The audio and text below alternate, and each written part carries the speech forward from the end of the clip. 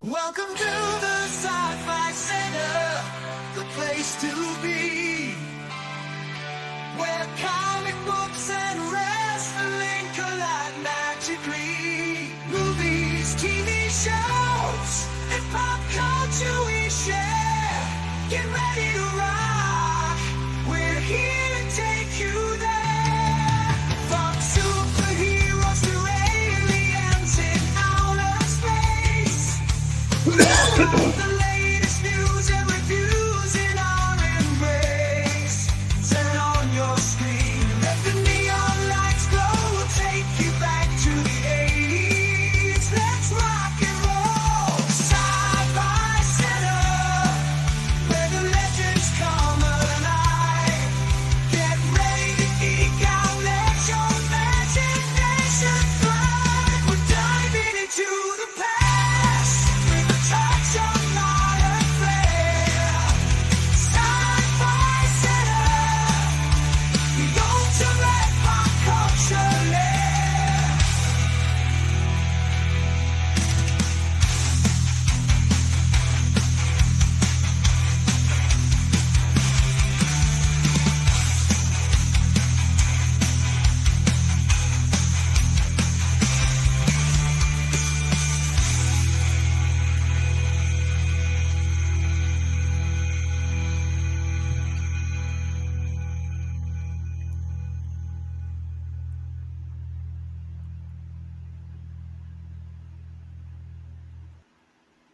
Happy Sunday.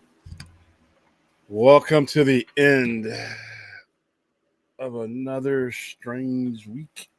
Hope everybody's having a good day. Hope everybody's having a good NFL day. My fantasy team won. Jamar Chase finally did something because he's got a quarterback that can throw to him. Other than that, it's a pretty uneventful day. I know there were some upsets. Teams that had no business losing to some of the teams that they lost to. But I'm pretty much zoned in on the National League Championship Series tomorrow, Game 1 in Milwaukee. I studied both of these teams. I think Milwaukee could get swept. Could be surprised. Anything can happen. I look at the lineup.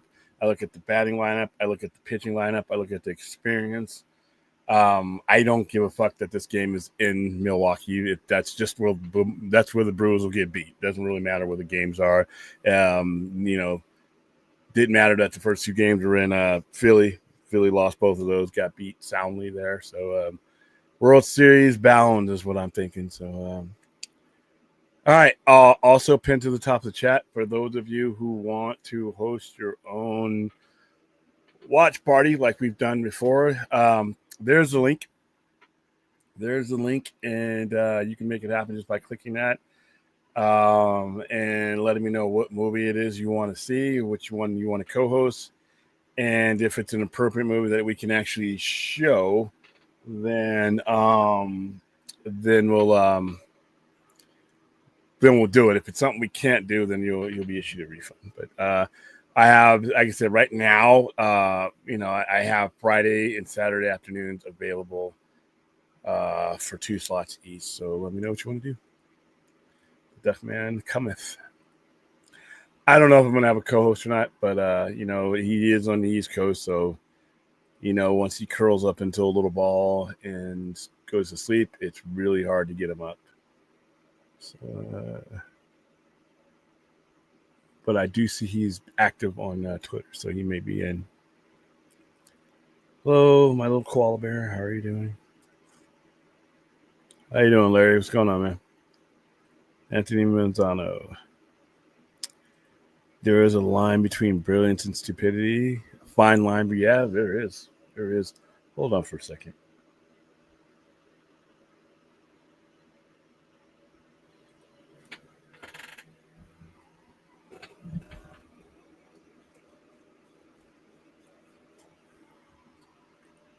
There we go. A little bit clearer.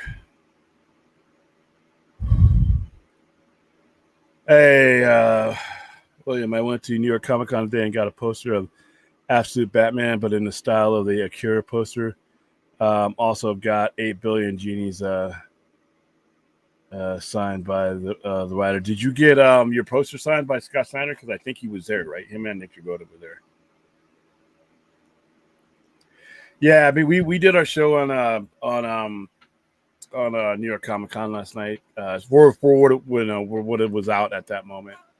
I know there was a little bit more released today, but how hard was it to get tickets to New York Comic Con? I know when it comes to Comic Con itself, it's ridiculous. I mean, I watched the process for Comic Con, just the whole returning registration and all that stuff, and people sitting in the room hoping to get picked.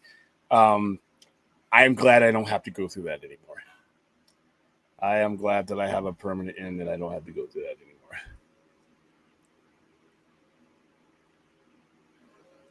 anymore. It's a wild Anthony. Yeah.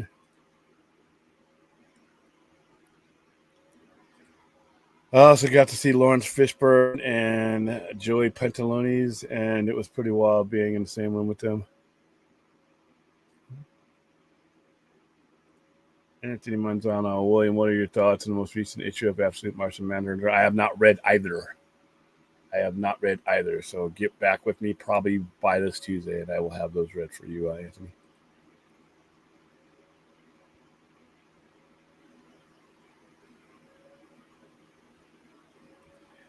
We'll get into this. We'll get into the farewell to MTV. The announcement was made that MTV channels are going away, and it makes sense. It's just it's just weird. All but 6 years of my life, MTV has been a thing, but the world has changed, and we'll discuss how it's been changing.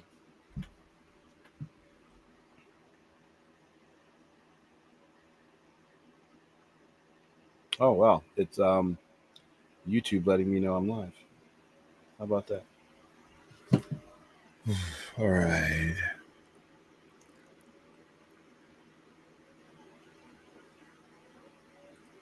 The line was too long for Scott, but I got one signed by him last year. The poster was another artist. I got it signed. Okay, cool. Oh, you got tickets and stuff up. Well, now, when it comes to New York Comic Con, is it? I mean, are the tickets super expensive? Because I have never been to New York Comic Con. I want to go, but the fact that it's 3,000 miles away, that's a tough one.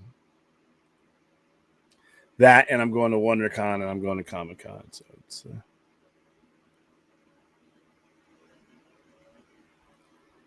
William, don't hate me. Whenever you start out something with William, don't hate me, I'm probably gonna hate you. William, don't hate me, but two things I don't like about Absolute Batman is that it isn't a billionaire and his mom's still alive. That's you know what? That's fair enough. Those are two dramatically different aspects that have always been in Batman. So I don't expect everybody to feel comfortable with it. I think that the changes that he's made though have added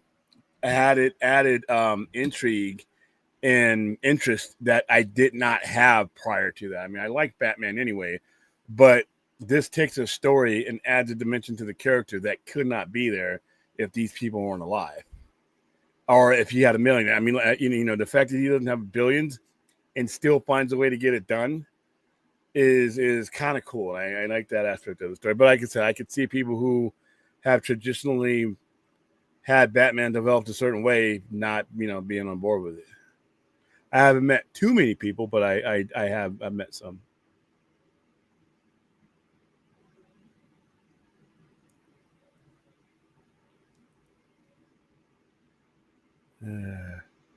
William, to meet the two places that would make sense to move SCCC would be better in Vegas or Orlando. But Vegas, you move it to the East Coast, you're gonna cut the probably the attendance in half. Yeah, I think San Diego, the city of San Diego, is like I said, they just got to get some stuff done. They got to get some things passed to be able to expand.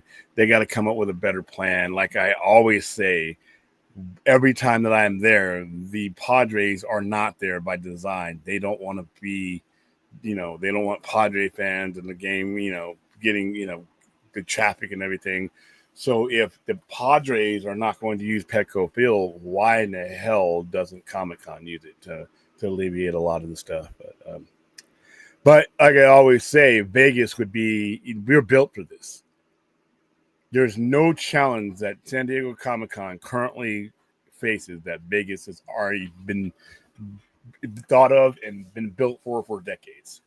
There are no adjustments. The only thing you really have to adjust is the fact that if you're not a big fan of 110-degree heat in July, that might be a problem for you. But the way these conventions are, people act like we don't have conventions here in the summer. We have them year round. We have them in the cold of winter, and we have them in the dead of summer. And the convention business and the Las Vegas Convention Center does not slow down just because it's 110 degrees. People get inside from the outside. Most of the setups are done and built to the point where if you don't need to go outside, you don't have to. So I don't think that would be as big an issue. But like I always say, I want to get away from this inferno. I don't, getting to San Diego is a big, part of my enjoyment about Comic-Con. Yeah, we're going to get into some of that real quick. William, do you think Absolute Batman, Martha Wayne, is safe from being killed in the book, or do you think Scott Snyder's saving her? I don't think. I think she's safe. I think, like I said, that is I believe in my heart that for that to be a permanent aspect of his being, the fact that he has one parent, whereas his mainline predecessor does not have. I don't think that they are going to take her out anytime soon.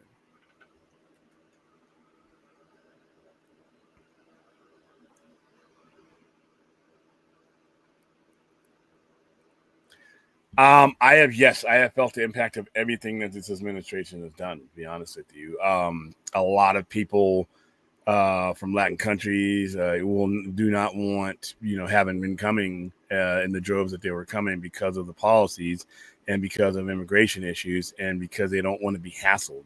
Even though for those of you who don't have anything to worry about, it's when you start hassling people and there's other options. Remember back when Vegas was first created, there was only one place you could come for a place like this. Now there's Indian reservations. There's like 3 or 4 Indian. If you're coming from San Diego, there's like 3 or 4 Indian reservations in between us and them. And it's not like the old days, where it was just like a concrete building or a big tent or something like that. These are full-on resorts. They look, the people with the architecture, it looks like it was in Vegas. So when you start making it harder to get to Vegas, then people are going to eventually choose other things. The tariffs have hurt, but a lot of what it is like we have a lot of foreign tourists that come over. I mean, Canadians come here. We got a hockey team. Canadians love to come here, but there's been issues with how the administration is addressing Canada. The whole 51st state things and the tariff things, it's just not a friendly atmosphere right now. We'll get past it though. And YouTube and StreamYard have something in common with Brad. There's just notifications are late, man. Just come in whatever the fuck they want to come in. William, I don't think it was like 120 up for a day. That's not bad, actually. That's not bad. But like I said, New York Comic Con is not San Diego Comic Con, but it's still a pretty big convention. It's still and I don't know what their potential for growth is, but it's still a pretty big convention. Have you talk about any of the reporting on the Paramount and Warner Brothers stuff yet? Nah, because it's non-news. It's not the reason why it's non-news because there's going to be more than one bid. Oh yeah. There's going to be more than one bid. Yeah, that's so many people I saw today saying, "Oh yeah, that means that they're backing off." No, they're not. Now ultimately they could back off. They could back off after right now. Right after attempt number 1, yeah. Yeah, right now I just Especially don't want to get the richest people in the world, involved with it. But even then, even the Illerson company, they don't want to. There's a certain number that they have in mind, that rich or not, that they don't want to go past with their own money. Rich people get rich by spending other people's money.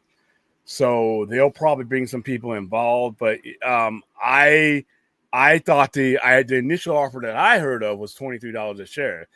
It's a $19 a share company. If that, I don't know what it's at. I don't think it's reached 20. I'll look at it right now.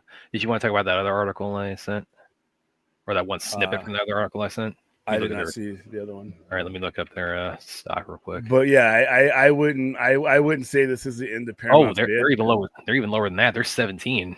Okay. So all right, see that's why Paramount's offer went down, because they were willing to pay $3 over what market value was. So at $19, you're around $23, $24. Here they're still willing to pay over 3 months, but that's just not high enough. High enough for the Warner Brothers shareholders. I mean, so they're wanting to cash out. What would you think big time the ceiling would be on it? What's up? What would you think the ceiling would be on it?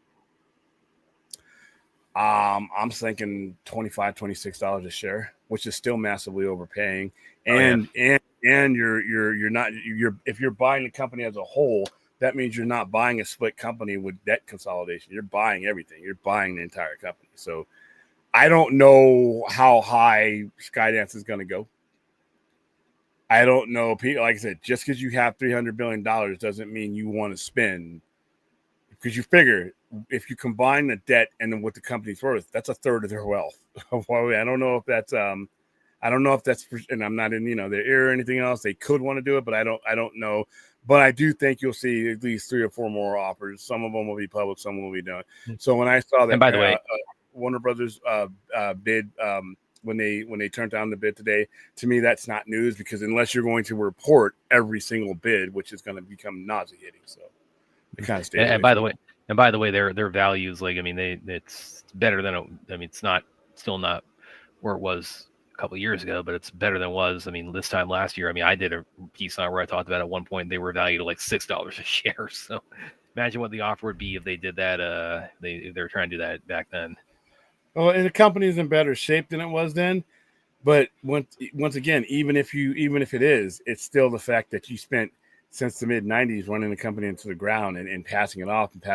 So this didn't happen overnight. This didn't even happen throughout the old regime completely. They did a lot of hard work to fuck things up. But once you start with AOL Time Warner and come back from there.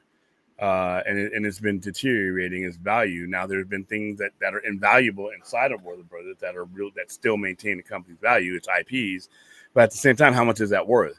And then every time I hear Amazon and all these other people that might throw their hat in the ring, the ring has been there for them to throw their hat in for quite some time now, and they have not, and they damn sure not going to. None of those guys are going to overpay for the company. So, well, and that's right. The one article I sent you, I'm going to pull this up because it's kind of related to that, and this is like the intro, because I saw this kind of circulating a little bit. Yeah, it was yesterday before the news about this today, but I'll go ahead and pull it up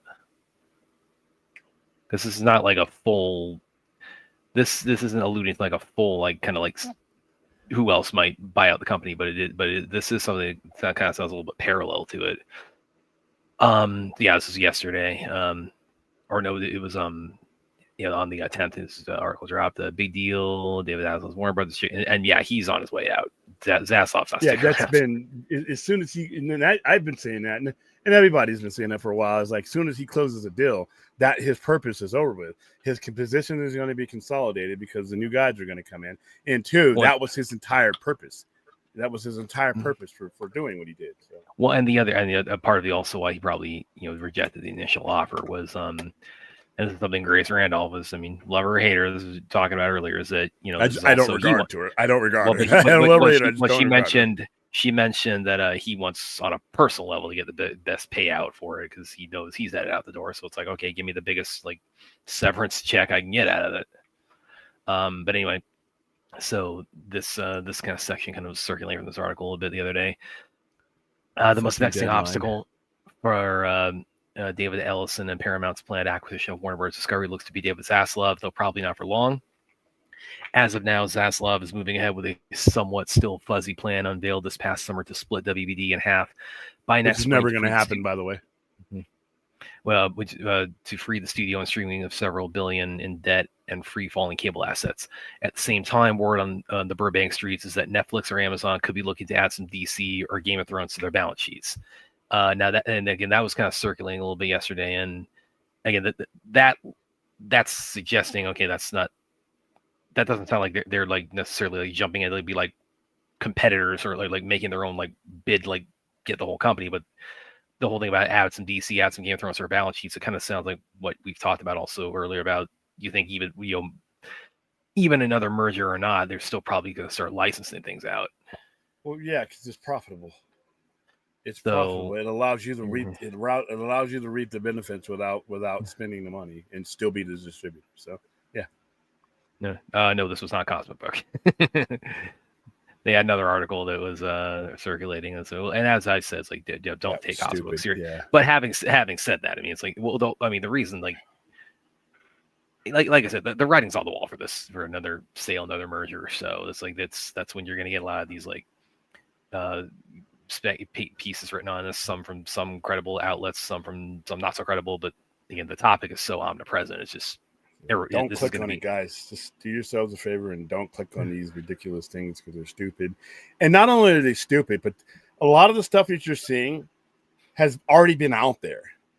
It's just been reshuffled and brought to the top again because to get more clicks is what it is, because of things that are in the news. So Amazon has had a history of licensing DC content or purchasing, things from Warner Brothers. Netflix has had a history of doing that. So that's not new. I don't even know why that was added into this article because it's not relevant to the article. It just really isn't. If you look at what the article, the headline in the article is, who's the guy? Well, it's about David Zaslav and the merger.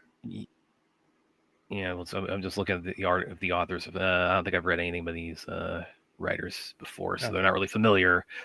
Deadline writers, at least not on our end. But I mean, again, from the sound of this, it's like, okay, it's like, I guess this is like that aspect of it is kind of becoming some chatter around the business right now. So I would imagine if that's the case, that'll probably percolate a little bit, a little bit more like parallel to this deal going through.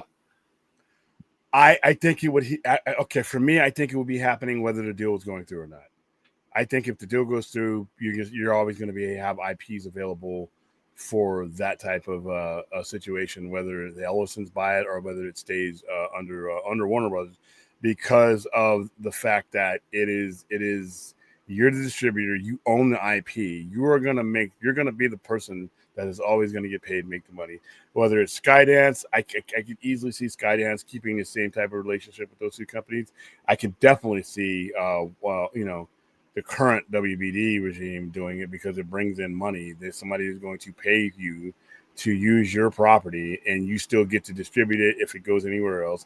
You still get the residuals. You still get the exposure of the character because it's your character. So I think under any circumstances, regardless of who owns Warner Brothers, I think deals like this are going to happen, which is, like I said, it's weird that it was concluded in this article because the heart of the article has nothing to do with it. And a merger is not going to affect that one way or another because it's still a transaction. The Ellis can do a transaction just as easy as the Zaslav can. You know what I mean? That's just a business transaction. So I don't even know why they threw it in there. And if you read it where it is in the paragraph, it's kind of just, oh, by the way, there's some other things that are happening that I could probably do in a different article. I'm real careful when it comes to the trades because I understand what they have to do to stay relevant. You're dealing with you're competing with Joe Smo's YouTube channel, and Eddie the Scooper and everybody else who can sit behind the same computer that a Forbes or a Deadline or a Variety can. So it's kind of like a race to the bottom to figure out. Everybody wants to be first, but now we're getting to the point where there's no new news, but we're regurgitating the same things. That because why they're doing it, because it triggers people. people are like, oh, Warner Brothers sell denied. Oh, it's not going to happen because they know exactly.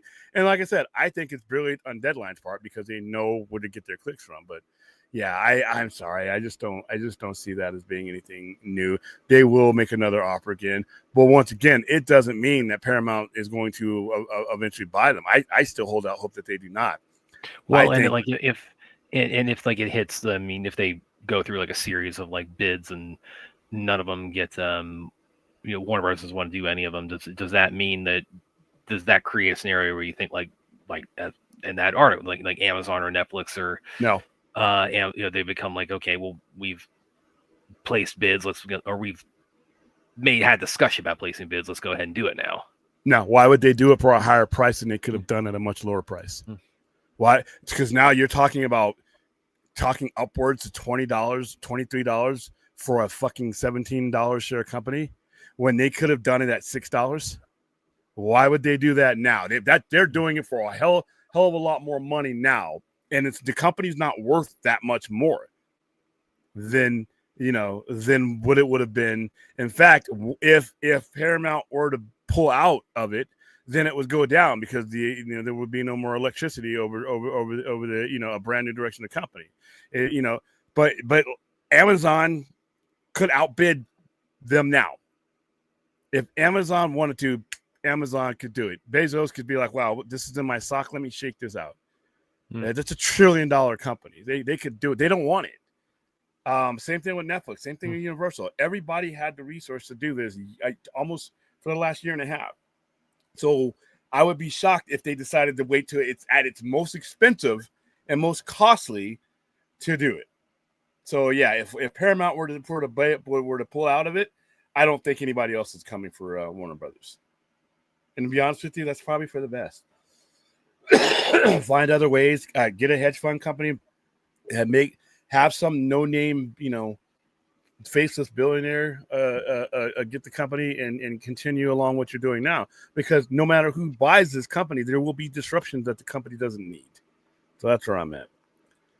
William Bruce Wayne, Batman being orphaned, depressed billionaire at his core. Okay, the Batman that yeah. The Batman in the mainline universe, yeah, that is what has defined him. But what the whole point of the absolute universe is that it's not what defines you necessarily, it's who you are. Bruce Wayne is still Bruce Wayne. Bruce Wayne is still a hero that wants to protect his city. That's the content. That's the constant. And that's what he's trying to show you, is that it's not the circumstances all the time. He still lost a parent. He still lost a parent to violence. But the fact that he has one to lean on has changed the character, and that's adds to the variety of the story, and that's why it's so successful. Now, if it comes down to a preference between absolute and the mainline universe, that's completely understandable if you prefer one or the other. That's what they're there for. Okie dokie. Well, fuck. You fucking millennials. I blame all this on you. This on you. It's all your fault. Damn it. You and your iPods and your fucking Spotify's and all that other stuff. Now you done killed MTV. Damn it. I remember being up at midnight. I think it was 1981. In the very first video was Video Killed the Radio Star. And now it looks like hold on. Let's see. All right, so MTV's owners. I don't want to do this. Yes, I could. MTV's owners have announced that they will close all of their music stations worldwide, except in the U.S., with the advancement of streaming technology seemingly being behind the decision to discuss the move. And they had an article about it, but it made it sound that MTV Music, MTV 80s, MTV 90s, Cover MTV will cease broadcasting after 31st November. MTV is set to shut down 5 of its music channels in the UK, but in 2025. Let's see, MTV HD, the network's main channel, will remain unaffected and stay on the air. So all the foreign stuff is going away. Now, if you look, and they're about to make some major global cuts as a consolidation that has happened with the Skydance merger. And that always happens. But anybody who purchased MTV was is going to make these cuts here in the U.S. as well.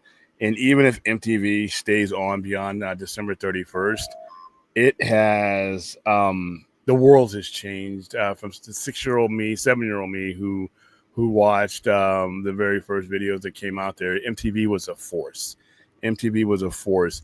Remember, we're talking 45 years ago. We're talking about something that did not have competition. There was no competition to MTV.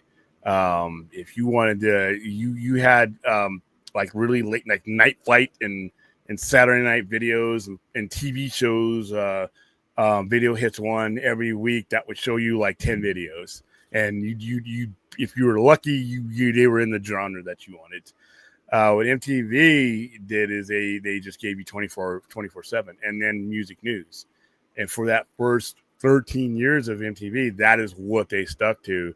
Even when they did shows, the shows were about videos, the videos about, they were about the music. The reality TV era, be honest with you, they ushered in the reality TV era.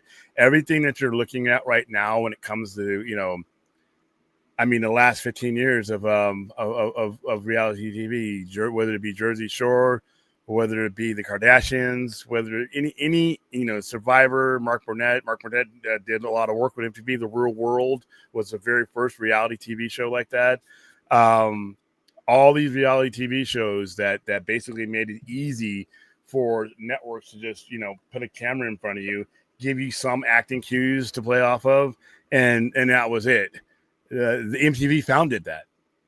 MTV also did a lot of things with animation, and they were the first ones to highlight. Before there was a Cartoon Network like that, Liquid Television was doing it. A lot of these things that you saw that now originated in some form or fashion, because in between videos they would have these little cartoons. Beavis and Butthead, Google Frog Baseball, that got protested by PETA because them little fuckers were legit throwing up a frog and hitting it, and the frog would explode. That was the shit MTV was showing. They also, they were the first to do genre television shows to support their music. Yo MTV Raps, a show nobody wanted to put on the air because everybody was afraid of it. It ended up becoming legendary. Headbangers Ball, 120 Minutes, Buzzbin. These are spaces because you had no place to go to see these videos. MTV dominated that. So now when you look at it, technology is one of the main things that's done away with. And I hate to say this, is that, as somebody who's been there from the beginning of MTV, is that what we have now makes it not relevant. And I never thought I would say when I was a kid that MTV wouldn't be relevant, that it would be facing cutbacks, because eventually what's going to end up happening is MTV is going to go away everywhere. MTV is going to end up eventually going away everywhere. Are we broken up into things that are no longer recognizable at MTV? So MTV is shutting down its music channels due to a combination of factors. The main reasons include shift to streaming services. Paramount Plus, especially under Skydance, is going to shift the focus to their streaming services because the overhead. I've always told people, when people say, well, the streaming bubble is going to burst. Yeah, whatever. And Santa Claus is real. All right. And the Easter Bunny is at your door right now because I sent them to you. These guys are not going to give up the revenue from streaming. Viewership for traditional music TV has plummeted as fans now prefer platforms as YouTube, Vivo, Spotify, TikTok. Videos and clips are available on demand and tailored to it. Yeah, and even now the artists that put these things out, they bypass a lot of these things to get directly to you. When Taylor Swift put something out, it used to be without MTV, you couldn't get the wide airplay. Even the radio stations were following the lead of MTV. Now, a artist, no matter what level they are, goes straight to their TikTok, goes straight to their YouTube channel, goes straight to their Vivo channel, and they've bypassed MTV in that respect. So it's not necessarily there too. Corporate restructuring. Paramount Global TV, MTV's parent company, is undergoing a broader restructuring effort driven by cost-cutting measure following its merger with Skydance Media earlier this year. This involved consolidating linear television portfolios and investing more in the streaming platforms like Paramount Plus. That's going to be everybody, because you've all heard the term cable cutting. Most of the people, the average Joe thinks he's sticking it to the man with, I'll just cut cable and I'll just watch it all on my apps and have my smart TV. You're feeding the same fat cat. You just don't realize it sometimes. So what they're going to do is they're going to be like, okay, we're going to get your money anyway, but why am I paying to put money on linear TV? Ad revenue is not what it used to be. MTV made tons of money off the ad revenue, hair products, soda, everything was sponsored on that channel. So that has changed. Some of the other reasons were changing music landscape. The way people consume music has changed significantly since MTV's launch in 1981. With the rise of digital platforms, music discovery has become more personalized, making traditional music less relevant. Now, the problem I have with that is the same thing I have with radio station being made irrelevant. When you can tailor your music to where you only hear certain things, there are certain things you'll never hear. Half the bands I've ever come upon or listened to have been those random songs because I played them. I kept the radio on. Half the videos and groups I ever, got interested in were because, I just had MTV playing in the background. And you had a feed. Now it's become more isolated to where I don't know if I would have grown up in your guys' era, if I would have ever been introduced to many of the bands that have enriched my life. Because when you can tailor things like that, you don't have to give anything a chance. It just all gets fed to you. So pending farewell to MTV. I think a year from now, I don't think it will exist. I still think you'll have like the MTV Music Awards, things like that. But as a channel, I think it's going to get chopped up into things, like I said, I will not recognize as MTV. So giving it its respect right now. But there you go. What do you think of one? Oh, we went over that. Okay, let's see. I think of all the things. I muted you because you had some static going on. Yeah, long story short, Chad, we were talking about it earlier. They rejected the initial offer. There will be further offers. Yeah, I should have been here at the beginning of the show, Chad. Motherfucker. Overcharging of the tourists, hurting Vegas. I am not going to say that is not a part of the reasoning. I don't think that's the crux of it, though. I agree. I will not deny that things have gone up and you got some price gouging mofos out here that are trying to make money off of a drop of water. I will not deny that. I talk to tourists, at least the ones that, that I deal with. When you're coming out to Vegas, it's the same thing when I come out to Comic-Con. There's some shit out in San Diego that there's no way my cheap miser ass is ever going to buy here in Vegas where I live. When I'm not living the life of a tourist for that 4 days, I'm living the life as broke ass William Powell. That's who I am 99% of the time. But when I go to places, when I go to a Kings game in LA at Staples Center, when I get on the plane and I leave Las Vegas to go to things, I am going to pretty much pay what is necessary, because I'm not doing it every day. So a lot of these tourists, these prices are baked in. The resort fees aren't new. It's the expensive stuff out there is not new. A lot of these guys, and when I talk to them recently, I asked him, I'm like, is Vegas getting too expensive for you? He's saying no, because when I'm planning a trip out here, I'm looking for deals anyway, and there are still deals to be found if you work your magic right. So I'm not going to deny that the prices are a part of it, especially when you're talking about inflation. But that's another thing. There's policy issues that are affecting it as well, because if it were just the prices of Vegas being too high and we didn't have inflation and we didn't have issues like, currency issues right now, that would be a different thing. But we have all these things. And, you have to look at when we stop doing fine. That's where you got to correlate it. That's just my opinion though. But I know when it comes from my tourists that come from outside of America, especially with the Canadians, because it's so easy to get here, when they're not coming and they say why they're not coming, I have to believe them. They don't really have any reason to lie to me. They don't live here. We do also have a contingent of customers and visitors that come up from south of the border legally to come in vacation. It's Vegas. And there's a hassle that was not there before that is there. And once you present a hassle to your customer, they're going to start looking for easier ways to get their fix. So I think it's a combination of a lot of things when it comes to Vegas. But I think there are other things that supersede the overcharging. That you actually have to get the customer to want to come to Vegas before you can really get into that.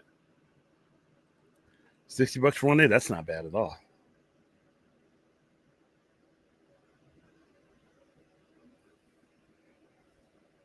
We exhausted the merger talk already, and we're only 45 minutes. There's gonna be more of it.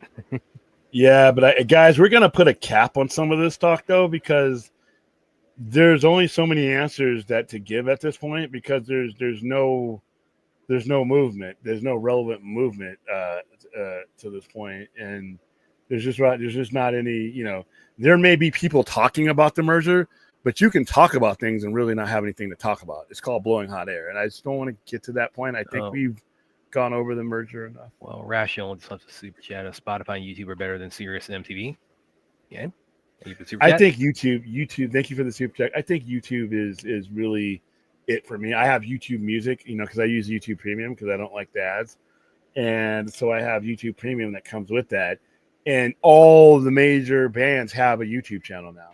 If I wanted to pull up Smashing Pumpkins, I can literally pull it up from their website or from their YouTube page. When they release a video or they announce a tour, it's on YouTube. I get an alert. So I can see why MTV is going away. I can see that.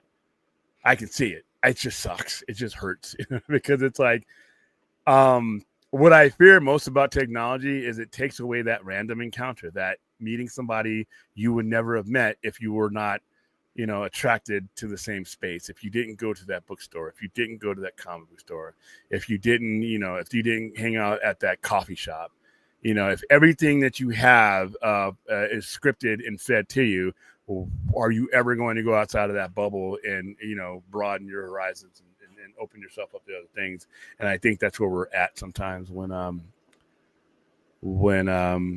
you have things like this go away that are staples. Okay, I'm just gonna go ahead and skip all the Skydance Warner Brothers questions until we have anything to talk about, because I don't want to run the topic into the ground. Aaron's like, I want my MTV. That's where you had it back in the 80s. That was the song. Everybody, if you were famous back then, and if you were hot at the moment, Bruce Springsteen, Michael Jackson, Cyndi Lauper is another one that we're going to do a musical turning point story on that one, because that woman was a big part of the transition for a lot of things in the 80s.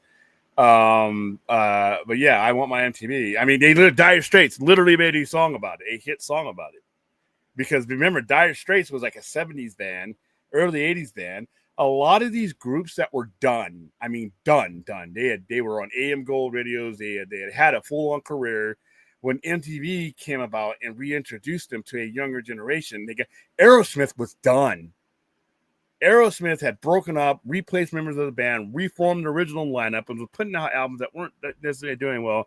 And then look what happens with Walk This Way. Heart was another one that was at Barracuda. I'd never heard that song, but I heard These Dreams.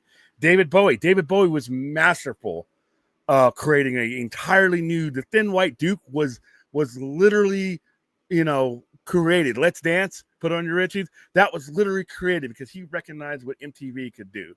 So yeah, you had a lot of people that used MTV, but once again, now they're using YouTube. Now they're using Spotify. And, now there's QR codes and links. The world has changed, and it's just unfortunately, I mean, and not necessarily unfortunately, it's the same reason why we don't use candles to light our houses anymore. Right? It's just things change, but it's just wow, it just went away all of a sudden, and you look around and it's gone. Thank you for the super chat. You guys missed. Yes, I do. I miss the blockbuster. I miss any communal experience that brings people together and introduces you to people that you would not have normally gone out of your way to see. When you have a reason to be somewhere and someone has a common reason to be there with you, that's right there. That's step one to a conversation. That's step one. When there's two strangers in a comic book store, they are comic book collectors. When there's two strangers at the D&D section of the bookstore, guess what? There's a common thread immediately when you're in these places together, and they're going away. And it's kind of sad because, yes, technology has its place, but so do those random encounters. I don't think we grow. I think we become pussies in some respect because we can, if Brad, I'm just giving you an example. If Brad says some stupid shit I don't want to hear, Brad's gone. It's a click of a button away. And when you're standing across the table, or from Brad, the conversation just doesn't die just because you can click them away. Usually the conversation goes on and it changes tone, and the longer it goes, you realize there's a lot of commonality between what you guys are saying and what you don't do that. When you can just click someone away or block someone, which is fucking the most infantile thing, I blocked him. I had enough of that guy. Okay. You just ran out of steam to talk to him. That's cool. That's fine. But you wouldn't do that. The internet's the only place you could do that. In real life, when we had these places, you didn't run and hide. If we had a disagreement with a comic book character or how somebody was writing a comic book character, we didn't go fucking run and hide behind a comic book store. We sat there and we talked hours at a time at the end. But because we've created this apparatus where we can run and hide when the conversation gets too thick for us, then that's what we have now. That's what we prefer, and it's unfortunate. Places like Blockbuster, I mean, it would take forever for my old man to pick out a movie. Guess what? I'd meet another kid my age, and we're over in the Star Wars section talking. And guess what? He's in your neighborhood. You might see that person again. You might even see him next Friday because we saw the same people. We would talk to each other about the movies. One of us would have rented it the week before, and then the next time, what did you think about that? That's a conversation you have. We didn't agree on everything, and things get heated at a comic book store. But I didn't just go, whoa, you don't agree with me, you're blocked. Kind of pussy shit is that, by the way. But anyway, that's where we're at.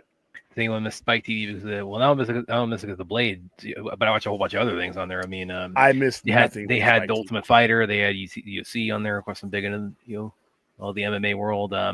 They had they had a couple of goofier shows in there. There's one called Mansers, which was just like would come up like these really goofy questions about like, oh, well, what is a like what if this guy did? It was kind of like Jackass with like. With like hypothetical scenarios. It's like, well, what if like you dove off a building with like bricks tied around your neck or something? Could you survive that? Spike TV went away because there was no identity to it. It just kept changing. It used to be the TNN network. Now it's the Paramount Network. Yeah. It's and like, then what else did they have though? They had 1,000 Ways to Die. I love that show, 1,000 Ways to Die. They had wrestling. I mean, but once again, it was just. And they had Deadliest Warrior. Mike and I, we were so just obsessed with that show when it was going on, Deadliest Warrior, because that what they would do with that was they would say like, hey, what if a ninja fought a Spartan, or what if a Viking fought a samurai, or what, and they would like collect all the data, testing out their weapons, and then put them in a computer simulation. So yeah, that I was crazy. It was a garbage channel that had no identity, and it was easy to turn from. That's why they went out of business and are kept reforming and because they had wrestling, they had country music, they had no identity, and it was the easiest channel just to pass through, stay on for about 10 minutes and then click. And the way it's placed on most cable channels, it just wasn't for me. I just didn't see it. The only time it was significant is when they had Raw or when they had wrestling, TNT, when they had TNA on there. Once things move in and out of Spike TV, and they didn't realize that, just took your customer with them. Spike was Uh, definitely my network when it was Spike, and then when they made it the Paramount Network, then it wasn't even like part of like it became a premium channel. Wasn't part of like the basic cable nah, you package. got to pay. You had to pay for that shit. Like nobody Yes, wanted that to. was and I Now it's caught on to free. it. Now it's free. Yeah. Oh, now it's free. Okay, Yeah, it's I free. caught on that later. It's like where'd Spike go? And I had to Google that. And it's like, oh, you fucking kidding me? No, when I changed it to channel 29 here in Vegas, I'm surprised. I was not surprised to see it gone because it just wasn't. They just didn't know what they wanted to be. William, don't blame us. Let's be realistic. Record stores and channels like MTV and BET and VH1 were going to die out eventually because nobody really watched it. Well, then I'm blaming you. You literally just admitted that you're the ones that didn't do it, and I don't necessarily blame you. You're just responsible for it. I always say the customer is always going to be the one to dictate these things. When something goes away, when physical media is not going away, it's not because the corporations don't want to produce it. It's the easiest form of money for them to make. It's a high markup. The physical media going away because out of convenience. All these things going away out of convenience. It's not necessarily a blame. It's just we do have a role in things coming and going. That's all. MTV destroyed itself with all their lame reality TV shows. That was the highest rated period. From 1993 to about 2008 was the highest rated period that MTV ever had. So I don't know if they destroyed themselves. And the problem was is even then, you had things, even in the mid 2000s, you had the internet. You had ways to get videos now. You had other apparatuses to get these things, and you could get them when you wanted to. That's why they started doing so much reality TV is because they did more reality. Reality TV grew in the gaps that the video audience left. So if people were still watching videos on MTV, and if the people MTV went where the people prioritized. They wanted more reality TV. They gave it to them. They had other places to get music. So, us premiering a video on our channel, like back in the day when you could stay up at midnight and Taylor Swift literally gives you the whole album and still sells millions and millions of albums after she's given you every damn song on the album. There you go. That's why MTV is gone. That's why MTV. Oh, by the way, going back to Spike real quick. Do you remember that? Right as was launching, Spike Lee launched a lawsuit on it because he thought for copyright on his. Yeah. He goes, "Oh, they're using my name. The people are going to get confused." Did he win that? I don't think he won that. Did he? No, he got thrown out of court. Eon Flux. That's Liquid TV, Liquid Television. The Max was on Liquid Television. Joe's Apartment, on fucking roaches. Yeah, that was nasty. Yeah.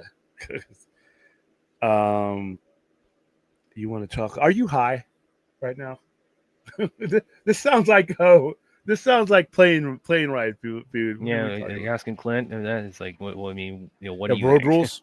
Road rules, and it's ironic is because Rural World and Road Rules were about bringing people together from different backgrounds and putting them in a common place and seeing how they live life, which is with the internet and, like I said, a lot of things have taken away from people because you can with your apps and everything else, you can steer clear of anybody that has a differing opinion of you, with you.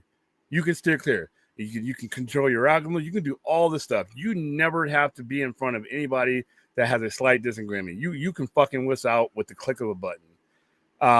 And those shows show people from all over the world, in some cases, in different walks of life, being put into a common space. And you had to live in that house. That was part of the deal. You had to live in that house with them. And when it was Road Rules, you had to go on that trailer with them. You had to travel the world, the country, cross-country trip with some people you don't know. And they would explicitly put people in there from different backgrounds because they wanted that conflict. Because it's just like the Army. I mean, there's a lot of people that when I first joined the Army had never left their hometown before.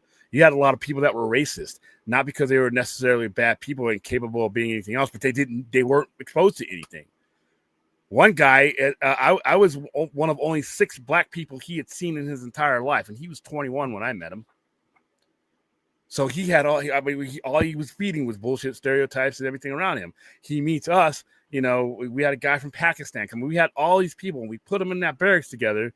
and we started talking and asking questions about things. I didn't know anything about Mormonism before I joined the Army. I knew nothing about Mormonism. We had a Mormon guy who was part of our unit, and I asked questions. We thought we were sitting in the bunk, nothing else to do. We're stuck here. Let's talk. We don't have that anymore. You have, oh, you're one of those guys. Click, block, pussy. So yeah, it's a different time, man. Your traveling pants. Yeah, that's why I didn't bring it up. Joe's apartment made me feel icky. Yeah, it was talking roaches, and there were a lot of roaches. It wasn't just one or two. Them motherfuckers were living in his apartment. He was okay with it. I was like, oh, dude, what are you doing? They're in your refrigerator, and they're bringing you sandwiches. You have roaches serving you food. I don't think that's cool. Beavis and Butthead. Beavis and Butthead was another. Beavis and Butthead, like I said, frog. Look up frog baseball. Look up frog baseball. They got Dario is also in MTV. Daria came later. Donkey came a lot later, but it was part of that family. But see, even Beavis and Butthead was a vehicle to bring you videos because they were watching. Yeah, they did. Yeah, that was the only thing they didn't do in the movie was like sit in front of the TV and like do commentary over the videos about like it's fire, there's a hot chicken. In a lot of those videos you would see for the first time on that show, all you had to do was wait and now you know that video exists, that group exists. Oh, geez, wow. Okay, what is this, Chuck Cage joke? What is it? Why do bald men have combs? They just can't part with it. Oh my god. See, Pimp My Ride came along later. That was crazy, and then Cribs was another one. The Osbournes. I've never actually watched any of Jackass the show, but I've seen all the movies. I hated that show. I hated everything about that show. Well, I hated everyone in that show. Steve-O and dumb shit, tasing each other in the balls. Ooh, you know. Beavis and Butthead, Daria, TRL. TRL that's another one that ushered in. TRL would be Carson Daly, and he'd be talking to the hottest acts, and they filmed it right in Times Square, and it was right for that generation. TRL was big. Road Rules, Celebrity Deathmatch was cool with the claymation. One of the funniest ones, listen, Jackass, yeah, it's definitely not high art. One of the funniest ones they ever did in one of the movies, though, was I think it was the third one, where they were playing this game of pin the tail on the donkey with an actual donkey. So, see, that's not funny to me. Nothing they did was funny to me. And after they, I think it was. Can I pull this clip up? Because this is no, okay. Absolutely fucking not. Unfortunately, and by the way, nothing they did was funny. Not only was it not funny, it was dangerous. Yeah, they got into a lot of trouble, and if it wasn't for the fact that Viacom and Paramount or whoever was running MTV at the time had deep pockets and thought, you know what, this is cool, we'll let it go. They got sued a lot. They got arrested. They got trespassed. There were certain places that they can't go. They came down to the Palms and Hart and Huntington tattoo, climbed up on the sign and destroyed a $2,000 sign in the middle of a casino. So not only were they not funny, they put themselves at risk in many cases. And I guess people are like, "Oh, that's hilarious." Well, again, it's like it's. I mean, you get what you pay for, and it's called Jackass. It's about them acting like jackasses. Yeah, that was just nonsense.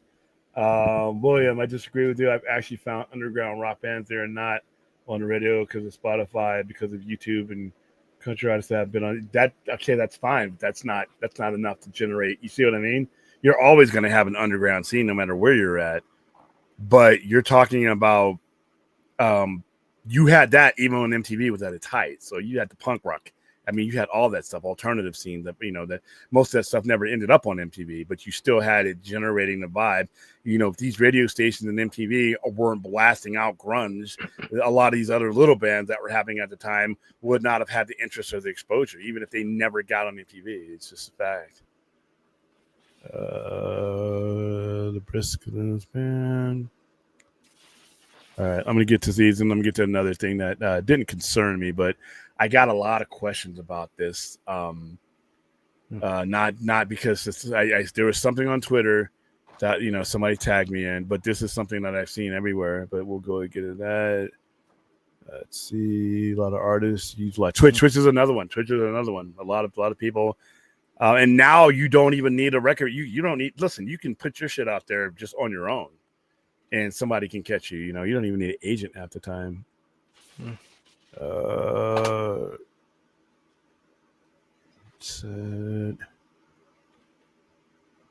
Jose, always grateful for the blockbuster experience. Me and my nana got to bond over great movies. I'd show her Lethal Weapon. Yeah, and that's America. That's like most households across America, because that was family night. That was something you did together. That was an event. That was an event that you looked forward to, and it didn't matter what the specific movie was. We didn't know what the fuck we were renting that Friday night. We just knew we were going to Blockbuster. We knew that was the thing. And when you went into Blockbuster on a Friday night and you saw all these people there, it was the same thing for them, and they were all bonding. They were all bonding either with their family members, or there's a lot of memories. Blockbuster is gone, but I tell you, there's millions of memories for people that went through it. No, fuck you, millennials, fuck you. William, don't blame Brad, mine, Aaron generation for the death of music channels like BET. Well, yeah, but who chose streaming music and YouTube? It's still you guys. You didn't mean anything by it. It's not like you were evil. You just did it. And you know what? You took Generation X with you, because my generation is the same thing. How my dad and my mom are the same thing. You guys are just first. Damn kids, get off my lawn. All right, let's see. I'm gonna get down to this.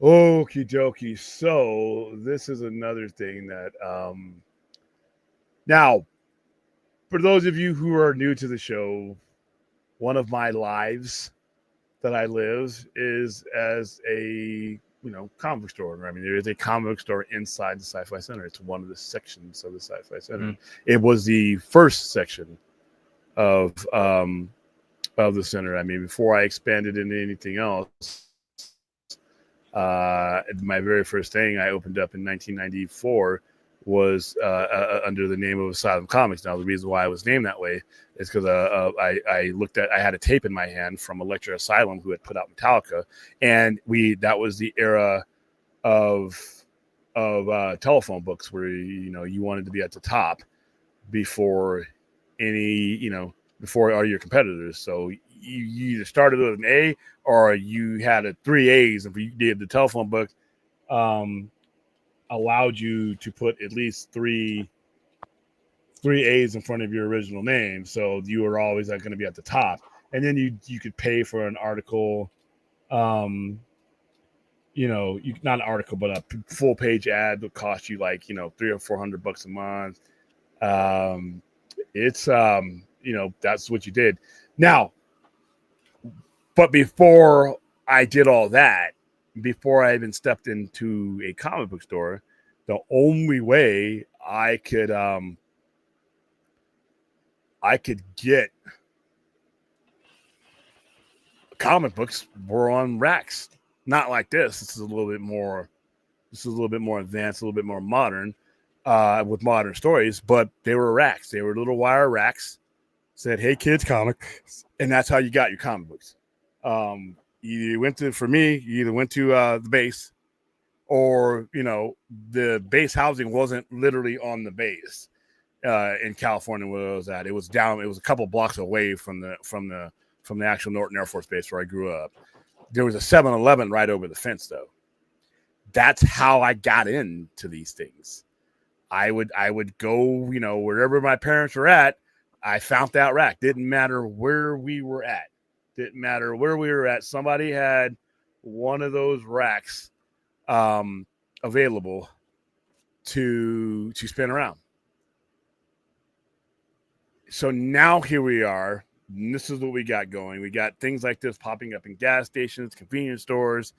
And I heard somebody say or type somewhere that is this the end of comic book stores because comic book stores have gotten to this or to that. And I'm like, absolutely not.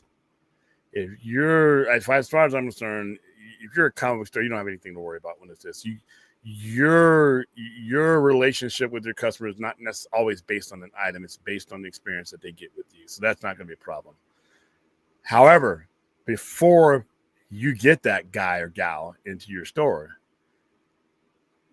you need things like this. I started with these things and then went into a comic book store. Some people will never step into a comic book store because they feel like there's no way they will ever know enough to fit in or to be able to pick up a story. It's when you're standing at a gas station register and there's a $4 or $5 comic there with a self-contained story, that gets them. That's the pathway to me. Things like this, anywhere comic books are that are sold out, even bookstores. Bookstores are real prevalent about it. Any way you could put your hands on a comic books was a road to a guy like me. Because if you like the stories and you realize, well, wow, this is being sent to me out of order, or well, I'm not going to get the next issue of this. This seems like you go online like, oh wow, there's so much more. Then you're going to go to a specialty store. But I love stuff like this. I love having comic book racks and places that aren't necessarily comic book stores, because that's how I got it. Without racks, the whole hey kids comics racks. Without those, I wouldn't be here. I wouldn't be in the business. I had no other way. There weren't comic book stores at the time, and if you had them, they were few and far in between. They were in major cities. The first comic book store that opened up in the city I live in opened up 5 years after I started reading comics. By that time I was living, and when I walked in the comic book store for the first time, and I'm like, dude, there's more issues of this. There's different cover. There's actual issue. I'm like, because a lot of times you pick up something from a 7-Eleven, you're like 3 months behind. So when I walked into a comic book store for the first time, and it's like, wow, I only am up to issue 7. They're on issue 11. I snatched them right up. So somebody was asking me, like, well, does this water down things when you see them in places like this? No, it's where they should be, in my opinion. It's where they should be. That is the cheese to the trap that leads you to my mousetrap. And that goes for all of us. Same thing with the movies. These comic book racks that are like that are as important, in my opinion, as the movies are, because it's just another way to get you to us. How many times, like I said, have I told you, I get some guy or gal that comes in and they are talking about seeing Invincible for the first time as a comic book on the shelf. They didn't even know it existed as a comic book. Road to Perdition, Tom Hanks movie. Remember that? Came from a graphic novel. The Atomic Blonde, Coldest Winter. That's a graphic novel. So any way that gets you to here they are. These bad boys are expensive too if you want to buy one, but here they are. They would come just like this. This guy has a bunch of vintage stuff on them, but you'd walk into a 7-Eleven and they had that rack right there. And it sucked because the ones in front, see how they're set up? They was always bent because a short fucker couldn't reach anything, and he would bend the one in front to get the, and so they were always damaged. But at the age you ran into that rack, you weren't necessarily buying them for resellability. You're 8, 9, 10, 11 years old. You're buying them to rip them up, tear the pages, sometimes cut coupons out of them, things where you destroyed them. It wasn't until you stepped into a comic store you saw a bag of the board. And you saw some guy behind the counter not letting you touch something with your grubby hands that you just touched your hot dog or chocolate with. There was no regard for the actual value of the comic when you had them on a rack like this. You evolved as you went into a store, but that was part of growing up. But yeah, man, these racks are still around some days, but now they're doing them. The newer ones are doing things to where they're focusing, okay, if Superman is in the news, that's what we're going to give you. Eventually, when I saw one that had Fantastic Four reprints on there, and a lot of them are reprints. But you know, it'll probably go that way when we start getting Secret Wars. A lot of Doctor Doom stuff. I saw Fantastic Four reprint of issue number 5 that I have at the store sitting on a gas station rack. That's good. You know, that's good. Because eventually, if you stick with it, you are going to go into one of these places. So, to answer your question, I've been getting for a couple of days, and thank you for the people who tagged me or sent those to me, because that's a really good question. And I think a lot of people think that, you know, we geeks who run these kind of places might be adverse to them, but no, we are not. It's another doorway to get you to me. All right, so let's see. I'm gonna wrap this up. G4 TV, yeah, that killed itself. There's a lot of there's a lot of scandal and stuff that went on with that. And that one girl with the neck tattoos. You don't like it, don't watch it. Peace. That girl. That was that girl. Yeah, they fired her like that next week they fired her. Well, I mean, but the channel was they fired everybody, but they got rid of her immediately after that. Well, I mean, it's like, you know, don't write checks that you're, you know, with your mouth that you can't cash. Well, if you're an employee, shut the fuck up. If you're an employee representing your boss, you can't. I mean, you don't. Yeah, if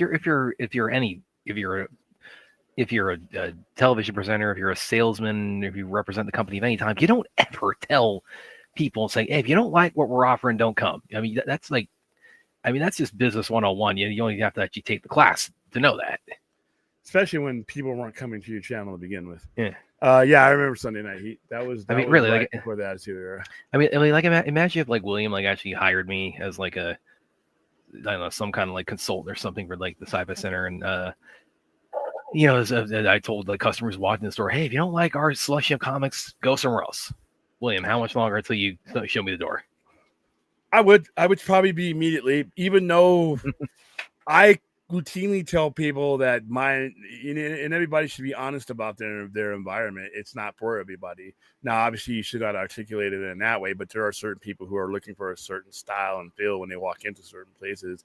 And I want to let you know, I want to be honest with you that this may not be it. And I'm not changing, for you.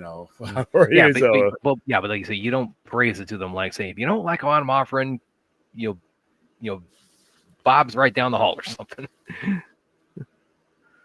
But yeah, that was a whole mess, and that was the least thing she did. There was a whole whole thing about that. Yeah. And the Simpsons. The Simpsons came from Tracy Ullman. And then they their network is Fox, and of course now they're technically Disney.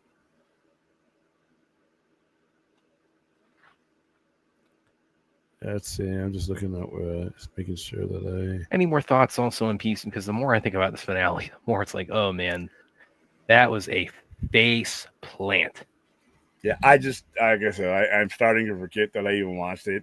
And the more time that goes by, I'll be like, you know what? It wasn't a bad season. It was a really good season. There was more good about the season than there was anything. I wish they would have stuck the landing. He'll learn. He'll figure it out. He'll figure it out. But I mean, this the way he positioned it going. It's like, oh, I'm keeping the last 3 episodes because they're too important and pivotal, and too much crazy shit happens to let people know about this early. It's like, no, that's definitely on gun. Yeah, I mean, but everybody overhypes their stuff. I did not like the Spider-Man show on MTV. I was not a fan of it. Oh, you the one where Neil Patrick Harris was the voice of. I saw a few episodes. It was all right, but it didn't really grab me. Yeah, but you also got to realize that I'm adverse to '90s animation. I mean, that wasn't. Well, that wasn't '90s. That was the mid 2000s. Which one was 1995? That was Fox Kids, the one that I grew up. Okay, with, Spider-Man. Yeah, I didn't like that one. Yeah, I thought. Yeah. I the one that from 2004 that only lasted a year. Is that the one that only lasted? Yeah, that was like the 3D animated one, like Spider-Man. That was traditionally animated. Hold on, I think I remember this. Yes, the gun did jam. Hold on, let me see. Oh, Droga, you gonna talk about violent Spider-Man content? Look up like James Cameron's treatment, her scriptment for the Spider-Man movie he never got made. Look that up. That was I remember this. Stuff. Oh, I did not like this. It was crazy stuff he was gonna do in that, man. Yeah, I didn't like this animation style. It reminded me of some Tekken shit, so it wasn't for me. So yeah, I did see this. No, I did not. To answer your question, there, Rush. Sorry. All right. All right, guys. I think I've covered everything that I really wanted to cover. I'll cover Pac-Man's. I talked about it the other day, but I put it on the thumbnail so that I'll go into the deep of it. I wanted to bring the video game up on the screen for you guys because it was a playable video game. But we got kind of saddled down with some other topics. So we weren't talking. What Bad was talking about Spike. Spike is the most unforgettable network I've ever watched besides the CW. I'm sorry, it just was No, not. I love Spike. It was just it was a garage sale There's something of, about like stuff that just wasn't good. Something about awesome TV networks that Brad likes, William doesn't like. They weren't awesome TV networks, so we'll start there. Yeah. Spike was not awesome. It was literally like, I'm trying to be kind. If I had to describe the Spike network, and this is when I had wrestling that I watched on it, is random trash. It was random trash, and random being top. It was random, whatever the fuck. We got a half hour. We'll stick this shit in here. We got 45 minutes. We'll stick that shit in there. And eventually the sponsors are like, what are you doing? And they dumped the format. It was literally, like I said, I think that's the best description for Spike TV is random trash. Even when they had wrestling on there, because remember Raw was on there for a little bit and they got out of there. And then TNA was on there for a little bit. And you could not. The problem with having a key show on Spike is that you were surrounded by trash, or stuff that no one cared about, that they didn't realize that no one cared about. But we'll stick to fucking Ninja versus the 300, the Spartan. What the fuck are you doing? Why would you put that before this? Yep. What were you thinking about? Disagrees with me. No, the people who disagree with you guys are the people who were either not watching the network or the people who were running it, because it disappeared right quick. And then you'd have that Blade show on there, and then it would be everything that was redeemable on that channel was like surrounded by garbage. So it was like something is like, wow, there's a diamond in this pile, but it's a pile of shit that you now have to stick your hands in to get the diamond. Who the fuck wants to do that? Well, you know what that means. You know what that means, guys. We are officially doing a episode by episode watch party of Deadliest Warrior now. No, we're absolutely. Why would I? Because it's definitely fantasy. Because these all these nobody watched it when they had a chance. Yeah, they watched it long enough to get 3 seasons out of it. That's. And they even had the very last episode was they had a little fun with it. It was vampires versus zombies. Like I said, there's a reason why you have never heard the word Spike TV come out of my mouth until now, because I didn't. He did. Wonder why it didn't last. No, it didn't last because it was on Spike. Yeah, well, I mean, the same reason why anything that's on Spike doesn't have longevity. There's a pattern around like comic book UPN that are outside the comic book realm, tending to go downhill when certain individuals involved. Spike was a garbage network. Why are we talking? It's gone. William, remember UPN? Yeah, UPN was a failed Paramount network that married up with a failed WB network and created the CW.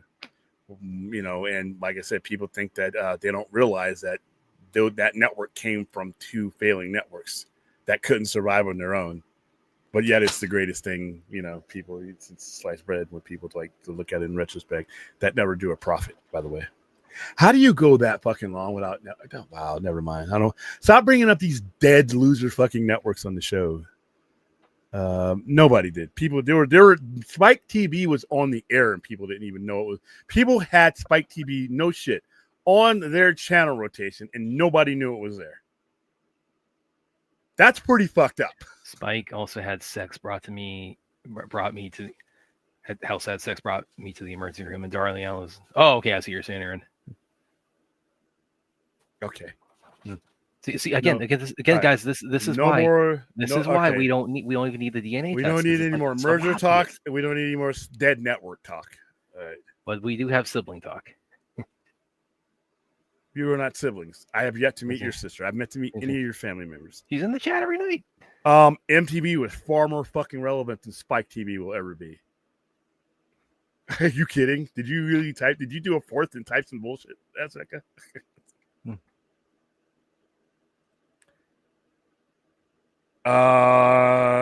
Pretty good match. Pretty good. As good as match as those two dudes in their 50s, or all four of them are in their 50s now, with 30 years of wrestling could do.